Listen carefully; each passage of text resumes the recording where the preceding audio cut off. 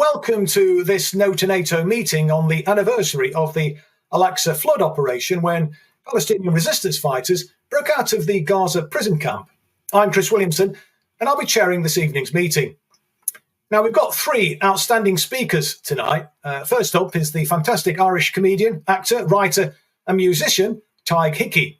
Tig's been a powerful voice for the Palestinian people and a trenchant critic of the Zionist regime.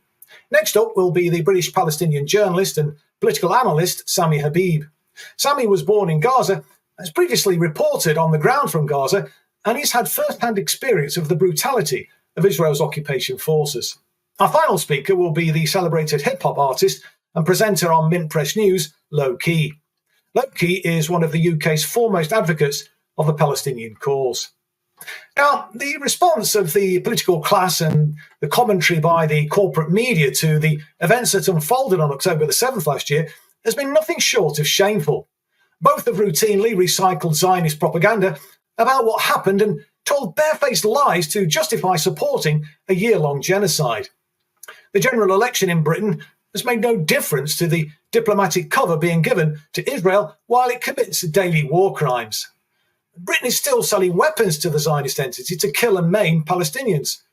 And British citizens are still being allowed to fly out to participate in the genocide and then return home again with impunity.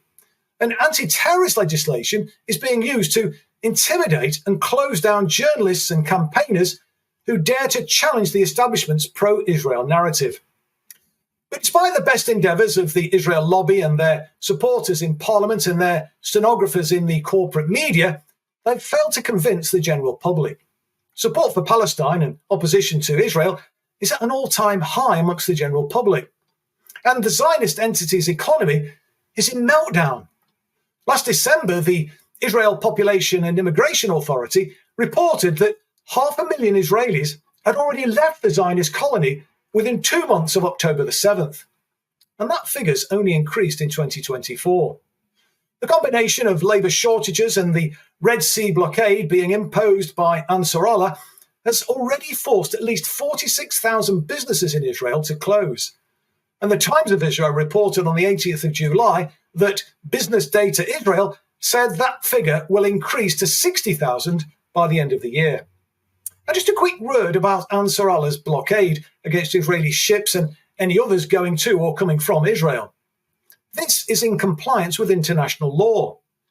The 2005 World Summit placed an obligation on the international community to intervene when a state is, and I quote, manifestly failing to protect its populations from genocide, war crimes, ethnic cleansing, and crimes against humanity.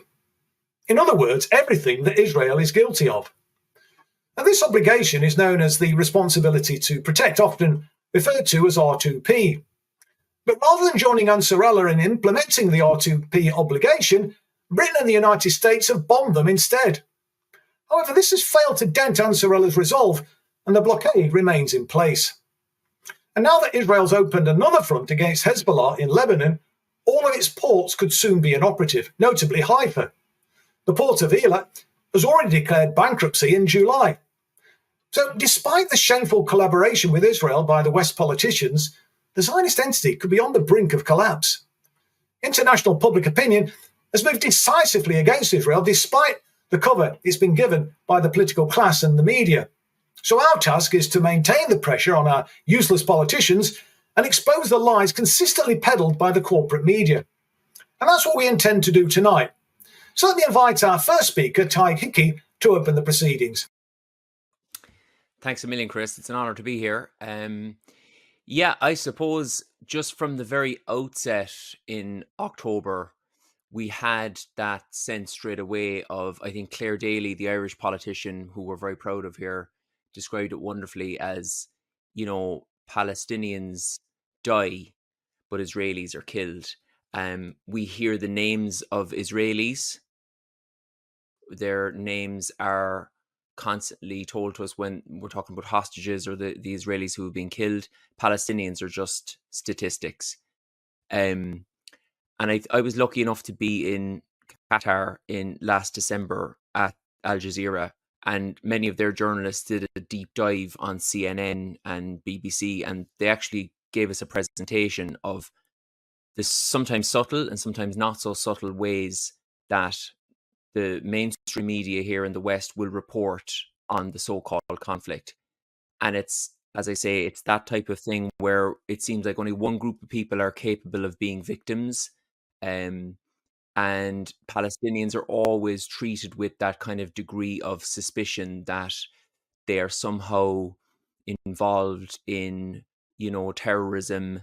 And I think from there on in, I imagine that, probably being naive, that, it felt like the world or the reasonable person was onto this complete media bias, this complete craven corporate uh, abdication of responsibilities, really, because it's journalism not being done.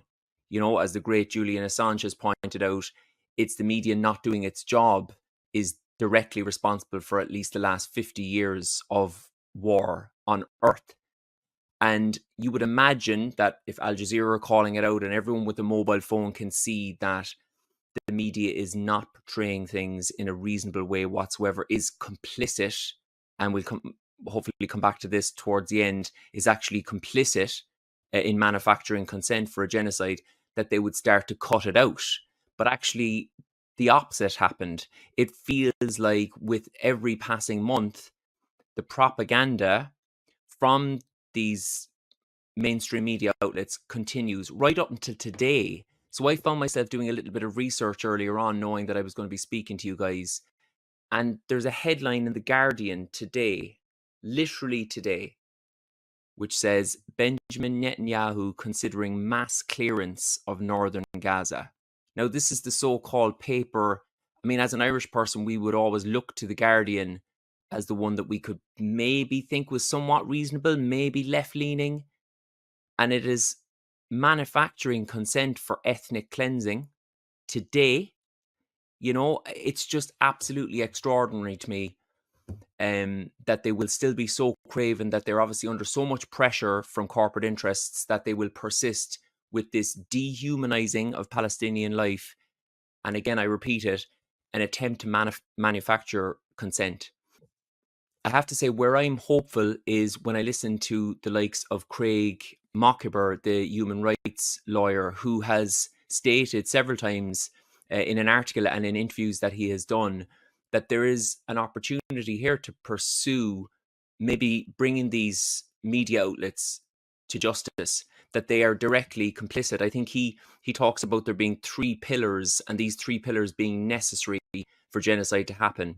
Obviously, we have the IDF and the Israeli government. Then you have the Western backers, namely the UK, the US, particularly the US. And then the 3rd pillar being media complicity. And without that vital 3rd pillar, you kind of almost can't have the other 2 running functionally. So I dream of a situation where these knowing peddlers of conspiracy theories and lies and propaganda will see justice at some point. It was after the fact that I think most of us learned the extent to which the media was complicit in the invasion of Iraq. This time round, we're all completely aware of the complicity every day, it being the first live streamed genocide that the world has ever seen. So I think we have to make sure that we step up our efforts to put pressure on government, but also where possible to make sure that these companies are hurt directly. Where it hurts them directly is obviously their bottom line.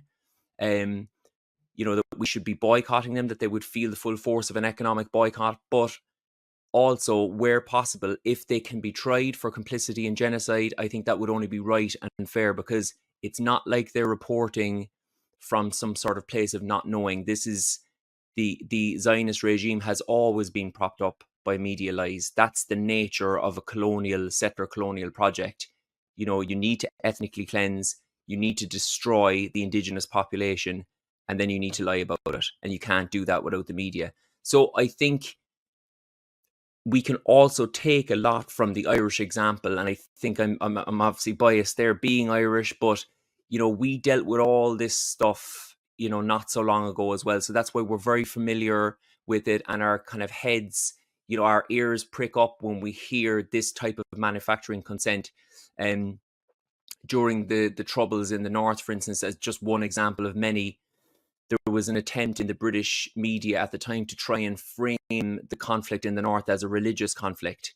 They were actually open enough to acknowledging that, say, for instance, Algeria was an anti-imperialist conflict because that was a little bit further away and it was the French who had done the damage. But when it came to the British elite media class, they tried to frame what was happening in the North as just kind of crazy Irish from two sides of the religious divide battering each other, and there was nothing really we could do about it. Sadly, the Southern Irish media was towing that line a lot of the time as well. And we now know, and people who were interested at the time knew, that actually what was going on was that it was an anti-colonial struggle and that it had little or nothing to do with religion at all. So those of us who are still awake, those of us who still care, I think we need to make sure that we're supporting each other to call this media complicity out wherever we can and as strongly as we can.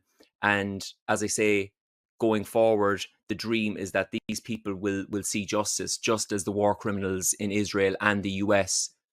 I hope, I pray, and I actually believe as well, because I'm an optimist, will see justice one day. I think we owe it to our Palestinian brothers and sisters to ensure that we keep fighting, though they do try to silence us. And not just the mainstream media, we now get it as well with social media, who are constantly trying to silence us. I myself am experiencing this almost on a daily basis, but it doesn't in any way dull my passion for the fight.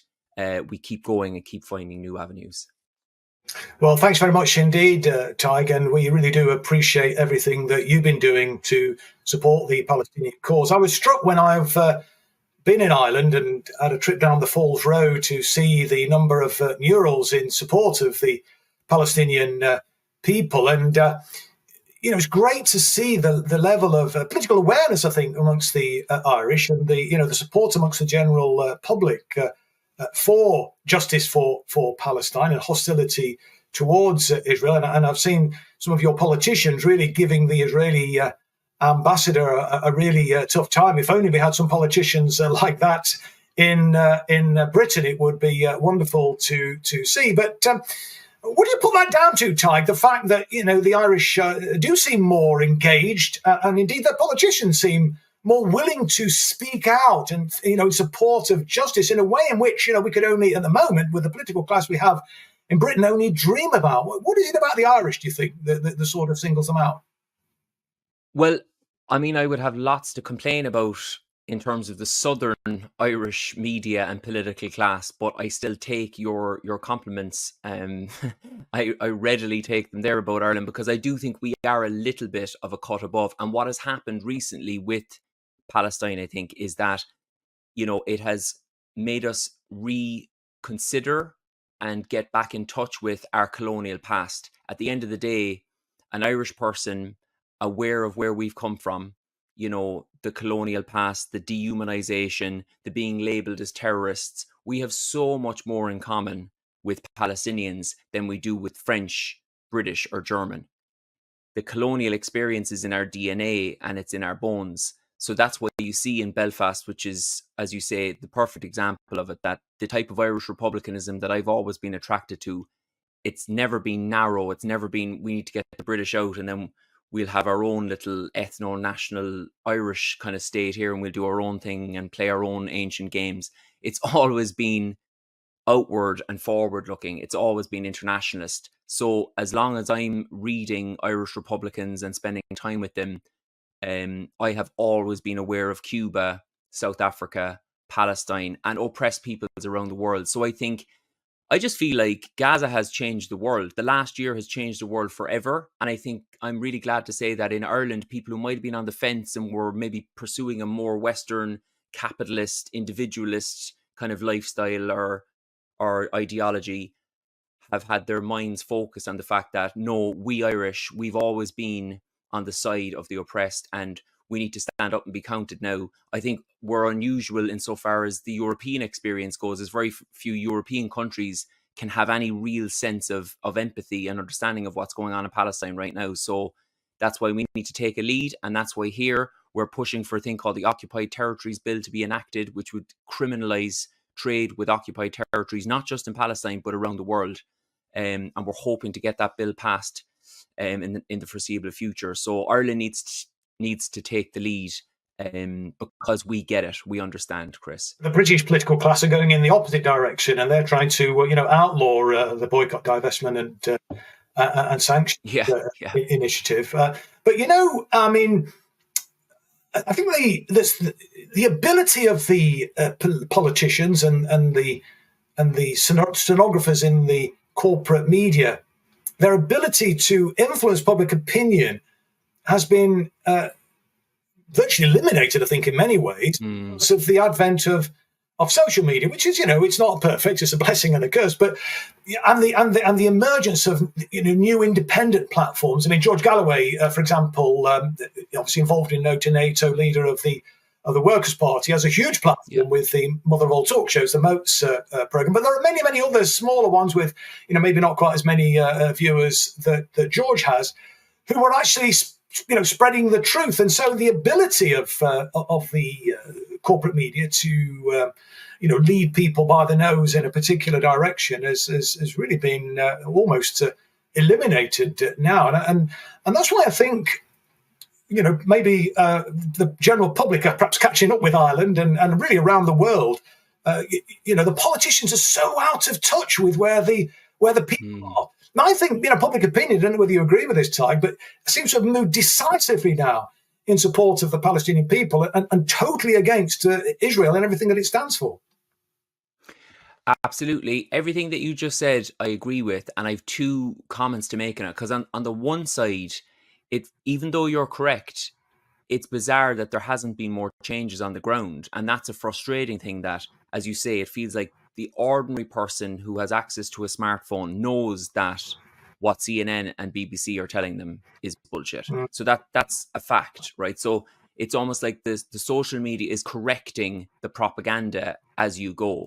So you would imagine then it would have a more dramatic effect on stopping this genocide. That hasn't been the case. So that goes to show how powerful the really powerful are, like the elite who control things, the corporate moguls, that they still have that level of control. But this is the second point. I think where you're so right is that in the future, all these young people, I mean, I don't meet anyone in Ireland, and it's not saying there's loads of older people that are supportive of Palestine too, but I haven't met anybody under the age of 30 who isn't supportive in some sense for Palestine. We're getting like weekly marches, thousands and thousands of people, events on all the time.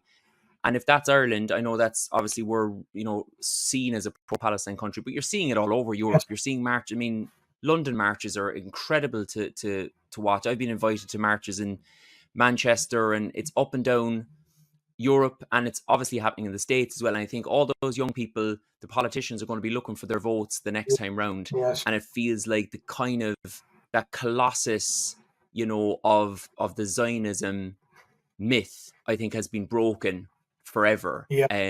So the long-term effects of the propaganda being upended, I think, is that I am also, like you, hopeful that I just can't see how Israel and Zionism in its current racist, insular state can actually exist going forward. And I think that's right and proper that it doesn't exist. I mean, not to say Israeli people can't rip it up and start again and learn to try and live in some sort of coexistence in the region. But as it stands, that fascist apartheid state has to go and something new has to emerge. And I hope that young people who have been, I would say, rationalized, some people say radicalized by what's gone on the last year, will take that lead, particularly Jewish kids in America. I think, personally, I think they hold the key. Yes, no, indeed.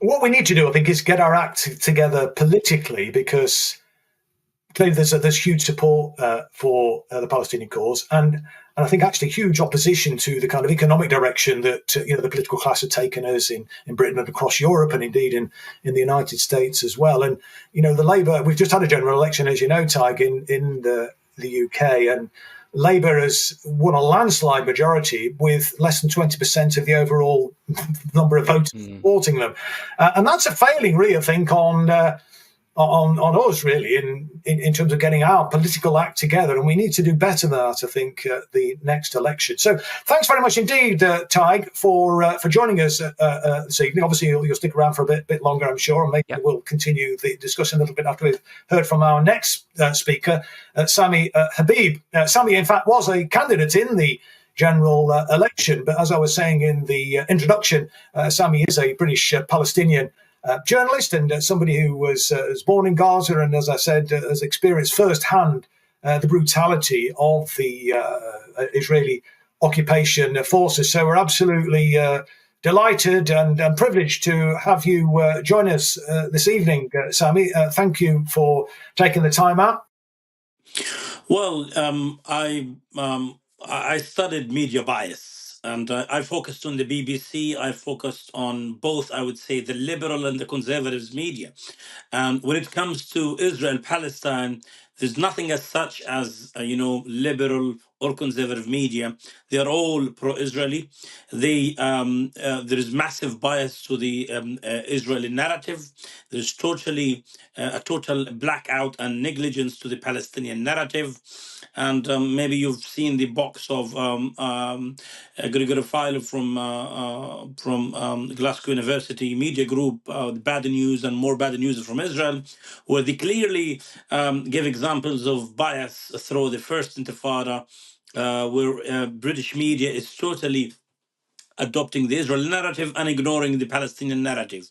And if we look on the manufacturing of content, what was briefly mentioned, manufacturing content with your guest, it's very clearly there are many elements here to examine why there's media bias in the UK, which is the ownership is one bit, the flack factor in another bit, and also the ideological bias. But looking at, on the UK media in general, there are many reasons for bias, and one of the key reasons that I witnessed or have experienced here throughout my work is bias generated from the pressure of the Israel lobby through flack. Yes, there is bias by ideology, which is, I think, a small number of journalists have this ideological bias towards Israel. Thus, this bias is reflected on their coverage. What I see is bias because of this constant pressure from the Israel lobby. There are dozens of Israeli lobby organizations based in Tel Aviv, and they are, in my view, fronts for the Israeli intelligence, the Mossad. You're talking about the BBC Watch, you're talking about Honest Reporting, you're talking about Palestinian, this Media Watch group, and many other groups, all created to ensure there's a pro-Israeli narrative. And how they do it? They keep pressuring us, the editors, they keep complaining all the time that there is bias, although there is no bias. And that's one way, all the journalists or some of them would be held hostage to this, attacks, fearing that their names would be destroyed. As such, we have this bias. In my view, those journalists are careerists. You have a small number of journalists would dare to say the truth. Maybe the senior journalists, junior journalists wouldn't really dare to say the truth because of their career in the future, given that they have new jobs, etc. And the types of bias, it's endless here. It's bias by omission, by commission, content. These media standards that they were put, let's say, by the Ipsos or the Ofcom, both for the print or visual on audio outlets, are not adhered by. And I many times made complaints to the Ipsos on some articles. They would take you 4 or 5 months to reply to you, and at the end of the day, they will adopt the Israeli side of the story. Sadly, this is the state of the media. There is nothing as such, in my view, here as independent media in terms of editorial policies. The ownership would always dictate, the narrative and the editorial lines. And looking at the BBC itself, which was at the heart of my PhD, which I didn't continue because I had a clash with my professors. I was adamant that the BBC was never independent, and even the coverage of the BBC was always close to the coverage of the Foreign Office. If you see even statements issued by the Foreign Office and the language they use, compare it with the BBC, it's almost identical. But I noticed over the last few years, even before the ongoing genocide, the BBC started to drift more into this blunt bias towards Israel. Over the last, I mean, before 5 years, I think the BBC was a little bit trying to be shy on how to present both narratives, but now they're very blunt in their bias towards Israel. There's a lot of things that we could do to mitigate and to challenge this. And I think we could discuss it further as we go ahead through this discussion.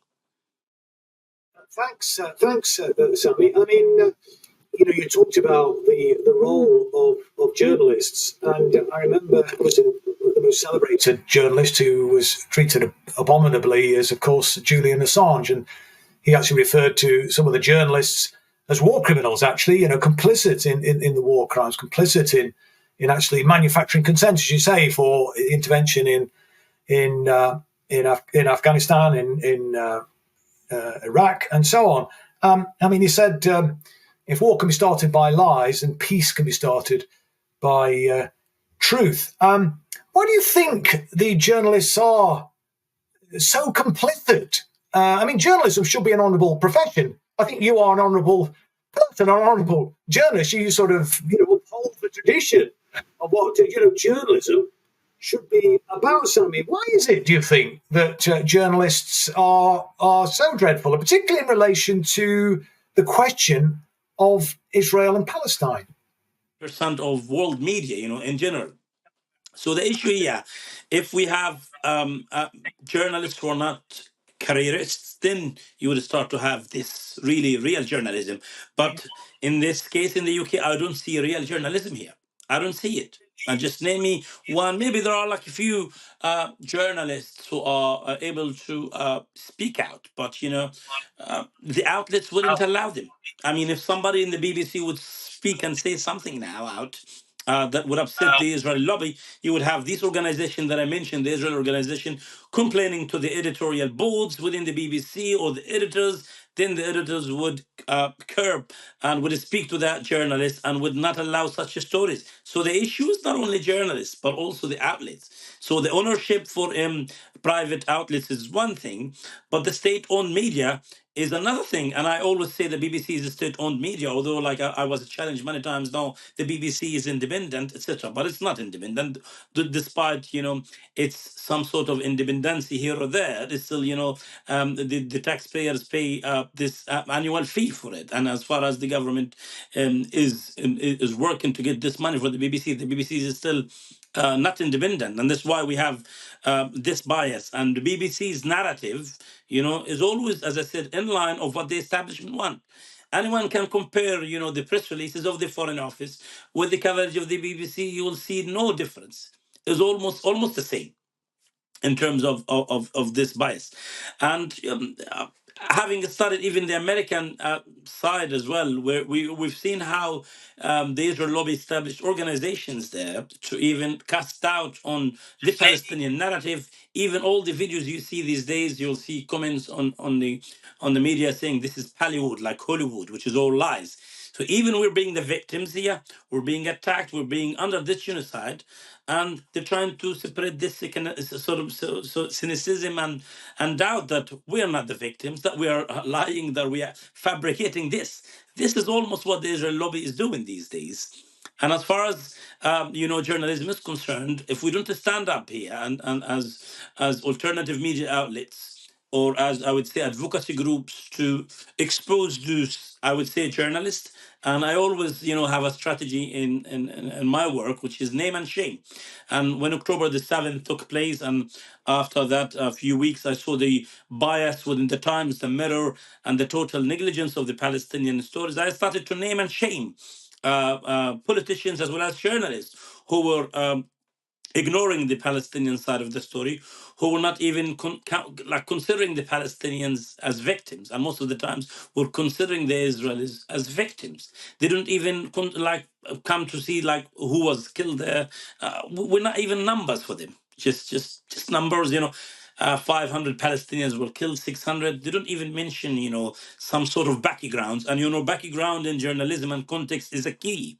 And I don't see this when there's an attack against the Israelis in the West Bank here or there, you will see some sort of context for the previous attacks and etc. But when it comes to their attacks, the settlers attacks, or what's happening in the Gaza Strip, you don't see context. You don't see background, and it's a key for any journalist to have a background and context.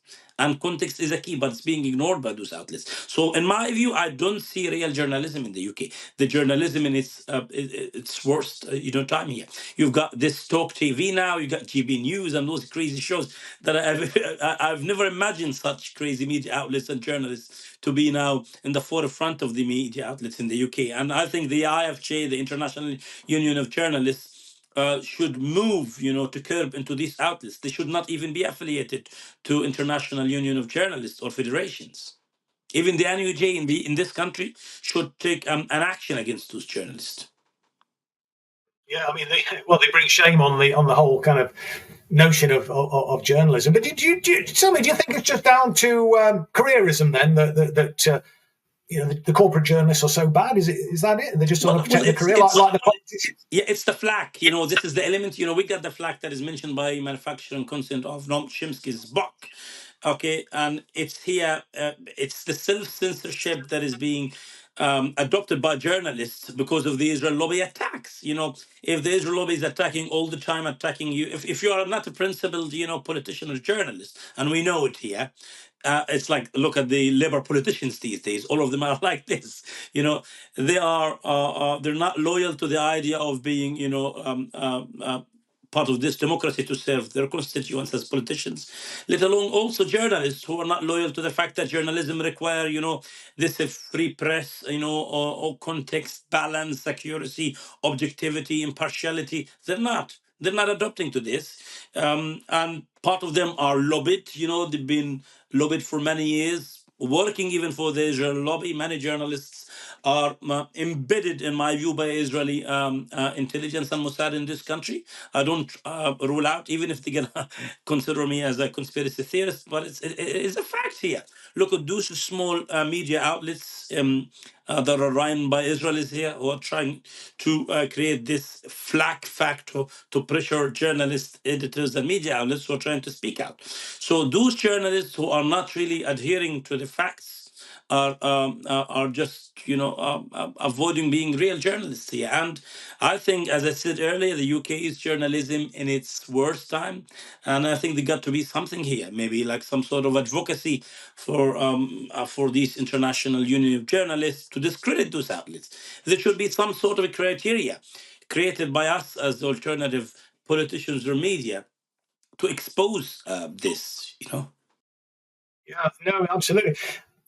What I found rather curious, Sameh, was the fact that the Israeli media reported more accurately on the myths that were being peddled, the Zionist propaganda that was being peddled about, 40 babies being beheaded, babies being put in ovens on October the 7th, all these lurid atrocity propaganda, really, that was being peddled by the corporate media about the resistance operation on the 7th of October.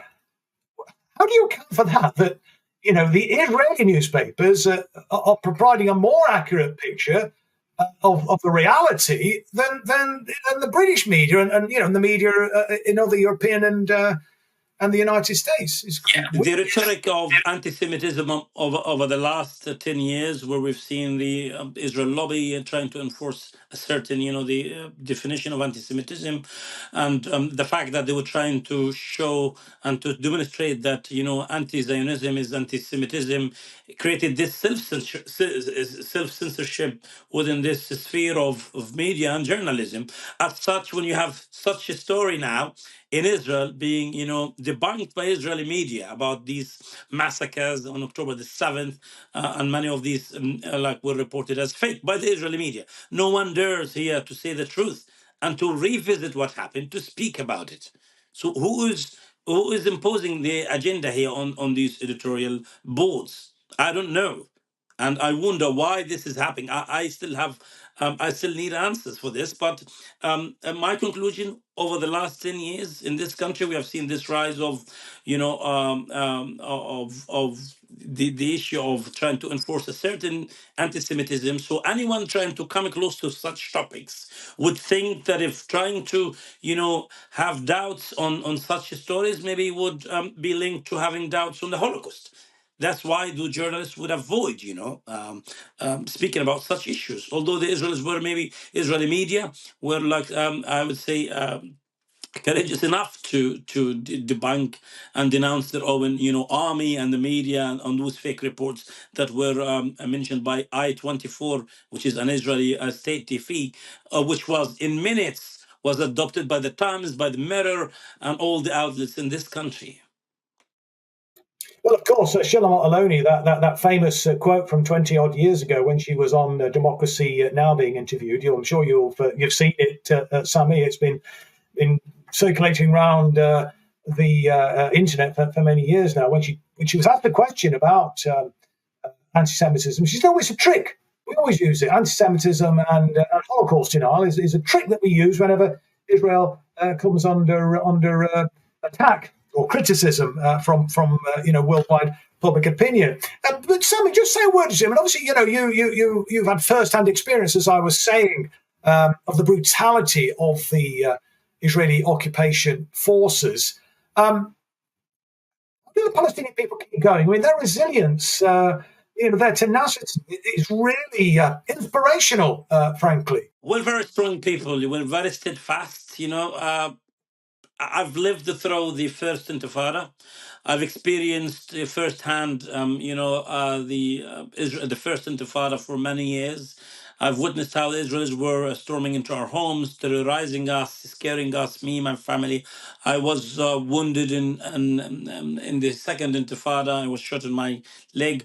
And my friend was shot before my eyes, Shafiq al-Shawa in Briar Oslo, just a few weeks prior Oslo Accord. He was shot in the head. He was my schoolmate.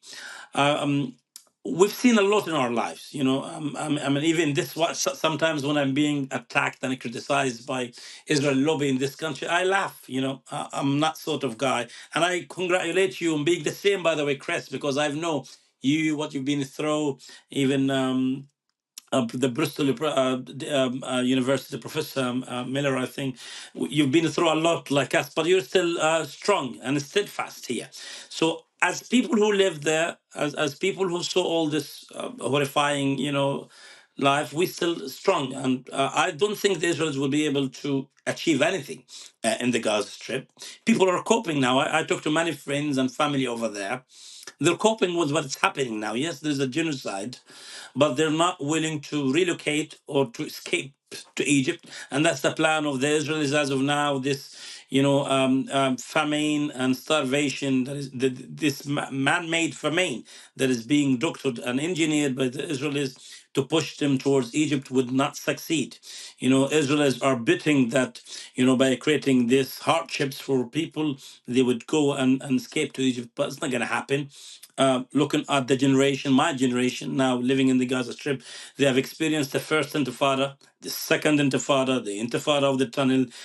They've experienced the almost more than 4 wars, plus a genocide, plus 17 or 18 years of siege. And they're still strong and steadfast. They would not just leave because this is our land. This is apart from the myth that Israel is trying to spread here or there about their original historical rights there. No, we will be there. We will never leave our land.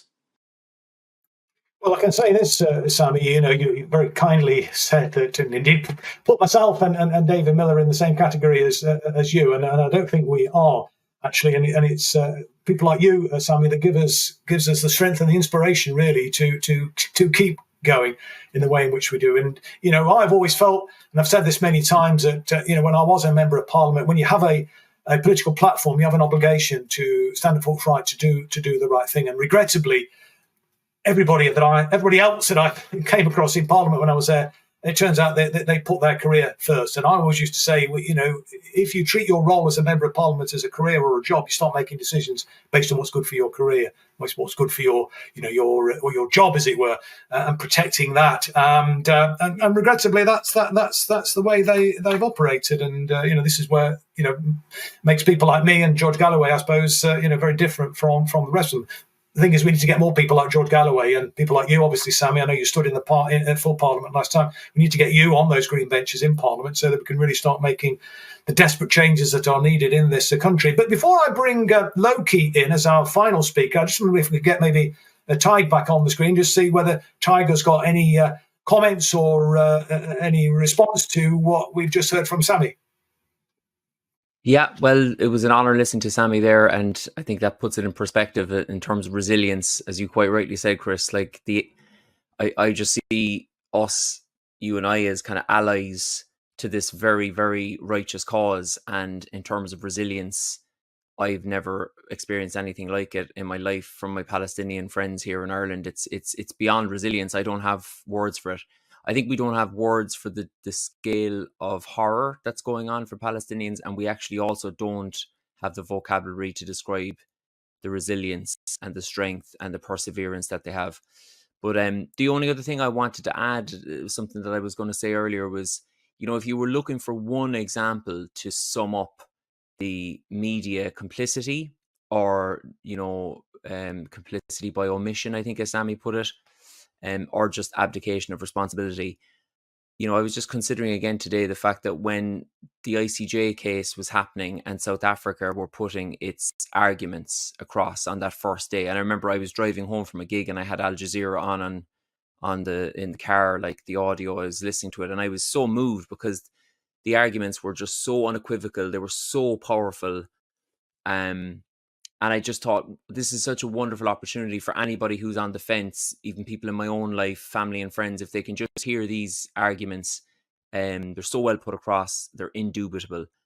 And I remember thinking, this will be great now for the average punter at home in Ireland and in Britain and whatnot. And then I went home to realise that CNN and BBC and our own national broadcaster here never broadcast the first day. So they didn't broadcast, they chose not to broadcast South Africa's compelling arguments. They came in all right the second day when Israel was defending itself, but they didn't cover the first day of those arguments. And I think that, in a nutshell, covers up, illustrates exactly media complicity. They can't let those arguments be broadcast to the average punter, because then the average punter will realise, oh my God, we are all complicit in this horror. If our tax dollars are going in any way, tax dollars or pounds are going in any way to facilitate this mass murder. So I just thought that was a really good example to sum up just how, you know, transparent and brazen the media have been in absolute bias on this so-called conflict, which isn't a conflict at all. Absolutely, Tig. I think that one example, really, for those who still think that the BBC is a independent body, you know, providing fearless journalism, the fact that they didn't cover that first day, I think, illustrates really the partial attitude that they take, particularly on this particular issue. But thank you, Tig, and thank you, Sammy, for your contributions. We're going to move now to Lowkey. We recorded Lowkey's contribution earlier, so he's not actually able to participate in the sort of discussion that we've just had with Tig and Sammy there. But we'll just pass the floor now to Lowkey and hear his contribution. Thank you for having me today. It's great to be here for No2Nato to discuss these 365 days of genocide. Of course, October 7th was unprecedented in many ways, and it set in motion a domino effect, which I would say is causing this settler society to take suicidal steps towards the demise of the Zionist project. So, according to the Lancet Medical Journal, Israel's genocide in Gaza has caused the death of over 200,000 people.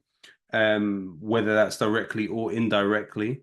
According to the health ministry in Gaza, you have over 40,000 people that have died, with many still trapped under rubble. Interestingly, what Israel has sought to do is really erase Palestine completely. But what has quite ironically that led to is Palestine being rendered ubiquitous in every country in the world. Any street that you go to in Bethnal Green, for example, where I was just today, you saw a Palestinian flag on every single corner. You have tens of millions of people who have mobilized across the world's capitals in support of Palestine. And in a way, by seeking to besiege the people of Gaza, Zionism has sort of besieged itself in a way. When you look at the Article 1 of the Genocide Convention, it charges those that are signatories to it to the obligation of intervening to prevent the commission or the incident of genocide. And so that humanitarian intervention really has taken place, led, of course, by Yemen and Lebanon. And you have seen the key Israeli port of Eilat completely bankrupt. And you've also seen the displacement of over 100,000 settlers from the north of occupied Palestine. We also know that the export of goods and services from Israel fell by 20%, and about 60,000 Israeli businesses are expected to go bust in 2024 due to the war. The Israeli GDP itself has in fact decreased by 20%. You've also seen the massive company Intel withdraw a $25 billion investment away from Israel. And while we know that Israel's power grid is reliant on coal from Colombia, Colombia has also stopped that. When you look at the key suppliers, South Africa and Russia, one of those states is actually prosecuting Israel in The Hague for the crime of genocide. So what you have is among the BRICS nations, varying levels of disdain with what Israel has done and support for the Palestinian cause. Of course, India really being the exceptional one in that it has directly assisted Israel in its campaign in Gaza. But you even have historians like Yuval Noah Harari, who is himself an Israeli and a Zionist, really predicting this period of time as the end of Zionism. So this is really unprecedented territory that we're stepping into. And the key to it is Israel's maximalist and fantastical ambitions. What Israel is attempting to do in Gaza, beyond all of the PR and the propaganda, it is attempting to move the Palestinians there out and into Egypt. It also is making movements to cause a situation in the West Bank where Palestinians will also be driven from there. Israel is also seeking to occupy Lebanon, which will lead to, or at least parts of the south, which will no doubt lead to a long war of attrition. What Israel fails to realize is you do not win a war by simply killing the most vulnerable in the population.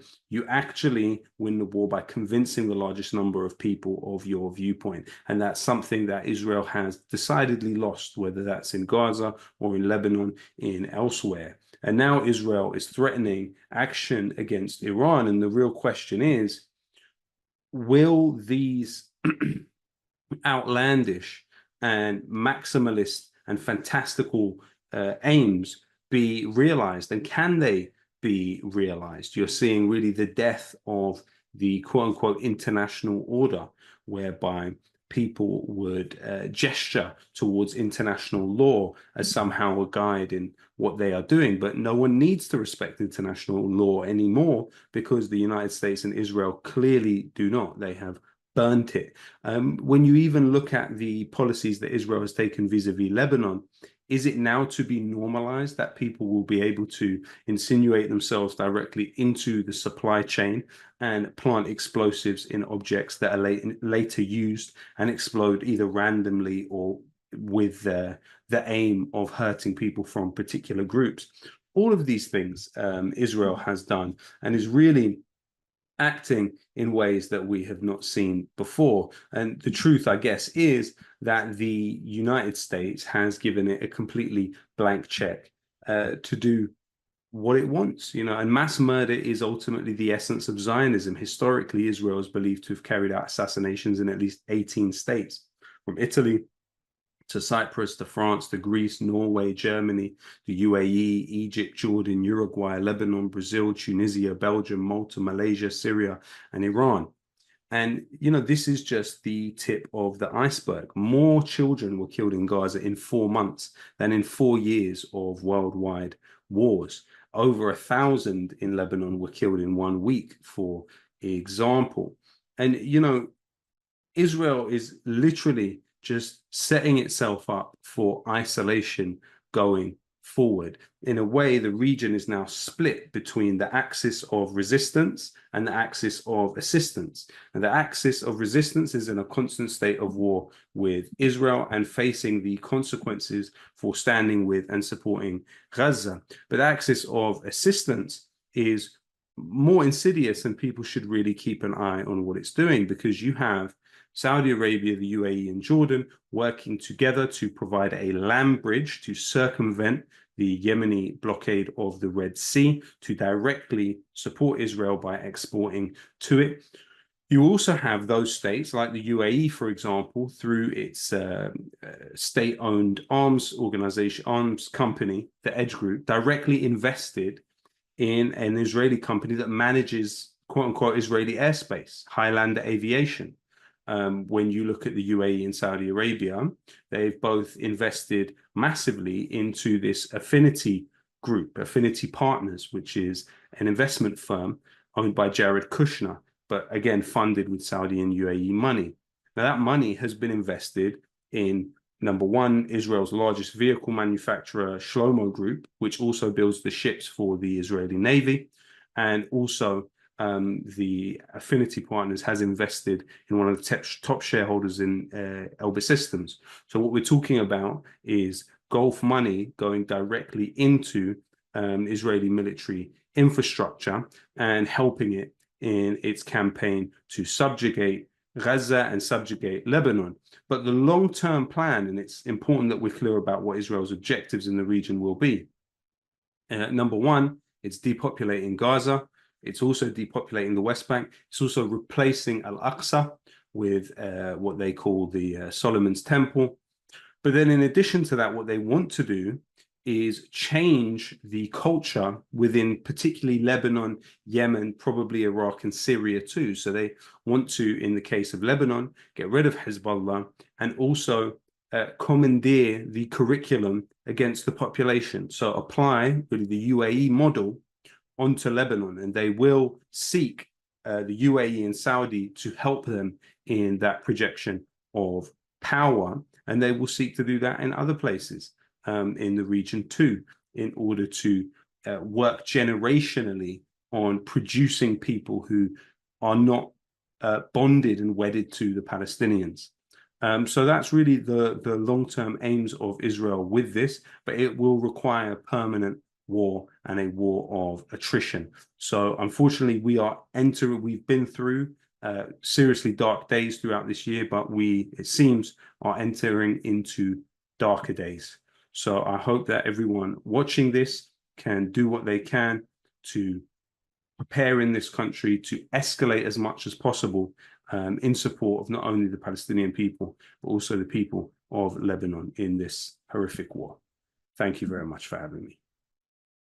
Well, that was Lowkey, and I want to thank him for another inspirational contribution. Let me also thank Sami Khabib, the British Palestinian journalist who contributed to tonight's discussion, and of course Tig Hickey, who also made a very telling contribution, I think, this evening. I hope you've enjoyed, if that's the right expression, the discussion that we've had tonight. I hope it's inspired you to pick up the cudgels and take up the cause for the Palestinian people and against the Zionist entity that is involved in such horrors that we thought would never ever return to the world, but sadly it is, and these war crimes, these atrocities are being perpetrated on a daily basis, and we need to continuing holding our politicians and our media to account in order to put pressure on them to at least stop the arms sales to